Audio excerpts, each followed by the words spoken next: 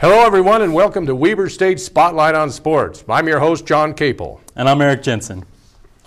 We've had a tough week in sports for Weber State, Eric. It's been close, some hard-fought battles and some anxious moments out there. I'm hoping we've got the darkness out of the way for our teams and sunshine will be upon us. You know, it's true, John. The volleyball team has been missing the mark by just a few points, but our golf and cross-country teams have been doing pretty well. Yep, we've got some good kids out there really striving hard, and we're going to make a big year out of this year yet. We'll tell you more about Weber State sports action, but first we have a special guest with us today. We have the pleasure of having with us in studio a student who has the honor of being chosen as the Big Sky Conference Cross Country Athlete of the Week, John Coyle.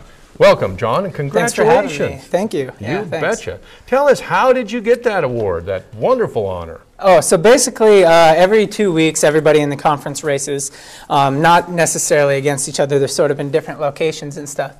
And the Big Sky takes all those performances and they vote on who they thought the best individual male and female were. And it just so happened that that week they voted me as the best performance on the male side. That's excellent, John. That's in the big time. And you deserve it. I know you work hard at it.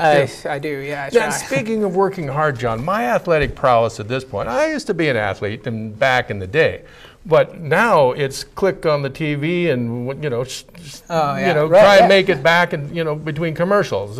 How'd you get into this running event? Ironically, that's actually how I did get into it. I was not making it back from the fridge in time to get back to watch my shows on the career. I would miss parts of it. And it just developed. Exactly. I didn't know what was going on and lost. I was lost and lost. So I started training so I could get to the fridge and back quicker. And now with Hulu, the ads are only 60 seconds or so before it comes back to the show. You got a little leeway. Well, so I got to be even quicker because before it was like 5-minute commercial break. And now it's only 60 seconds. So that's how I kind of got good. Depending upon how far away you are from the fridge. Right, yeah. If it's downstairs or something, then it's like you really got to move. That's an issue. Well, where do you go from here, John?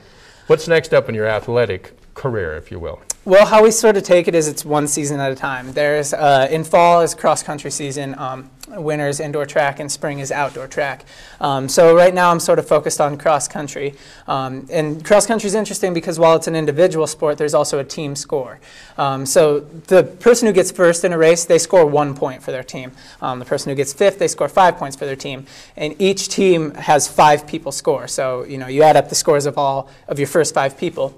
And the team with the lowest score wins. So our team has a team goal to win the Big Sky Conference Championship this year, of course, and we also have a goal to make it to the NCAA Championships. Well, we wish you the best here, too. That's a great goal, John. Excellent. John, you've got other interests, too, I see. Yes. Yes, and you went down I work here at the show, of course. Yes, you do. We know John here very well, and he's a very talented young man. But what did you do this weekend? What was going on I went down to the Mountain Dew Tour down in Salt Lake City. Basically what the Dew Tour is, it's extreme sports. It's various styles of BMX. There's motocross like we see here. There's vert and street skateboarding. And so the Weber State students loved it. There's some Weber State kids there, and they liked seeing the professional daredevils at work. Man, it was just so awesome. We got the FMX here. We had the skateboard street. It was just off the hook. If you were not down here, you've got to get down here. The Dew Tour includes various extreme sports, like I said before.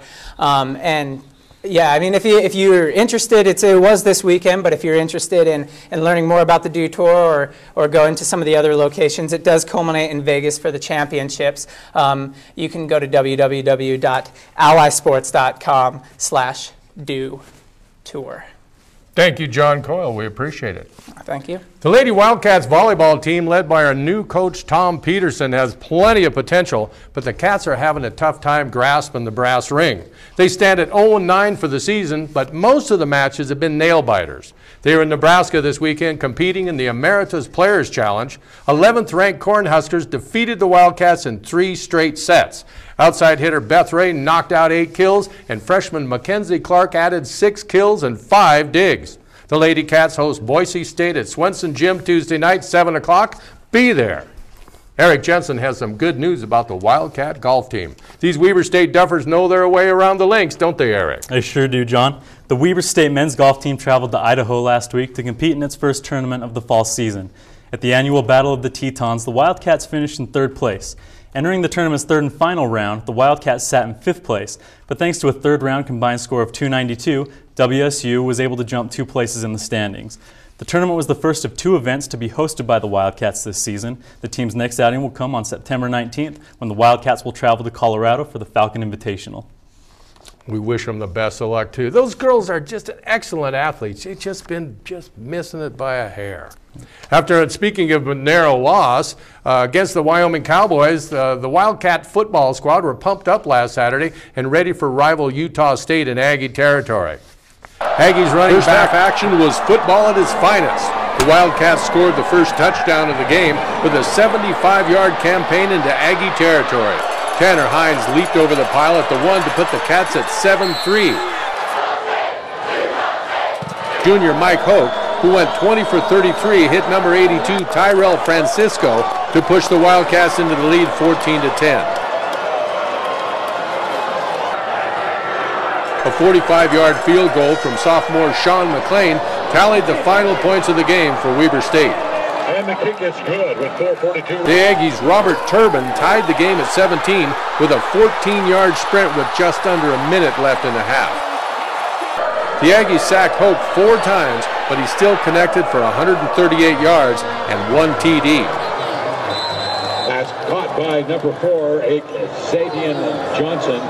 The Wildcat defense held back the running game in the first half. Number 16, 6'2", 240-pound senior from Oakland, California, Mo Neal, dropped Turbin and the Aggies offense in their tracks. Hand out to Robert Turbin. Coach McBride was, of course, disappointed with the Wildcat effort, but acknowledged that the Aggies were a much better ball club, at least in the second half. Final score, 54-17.